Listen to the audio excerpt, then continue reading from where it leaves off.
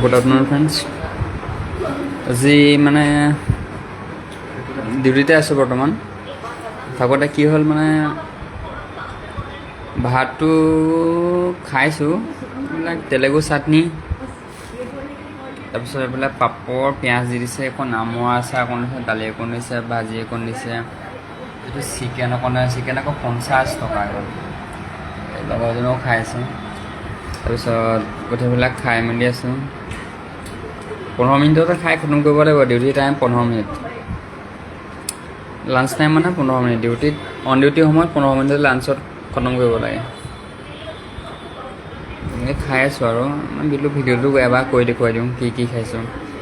এইটো চয়াবিন আমিতো গাঁৱত বেলেগকৈ খাওঁ, ইয়াত আকৌ পূৰা পানী চানী দি কি দি বনাইছে গম পোৱা নাই। এইটো অকণ দালি বনাইছে, দালি এই মেংগ' আচাৰ অকণ আছে, তাৰপিছত পাপৰ কেইটামান আছে। এইকণ কি কি চাটনি বনাই গম নাপাওঁ। সেইবিলাকে আজিৰ দিনত।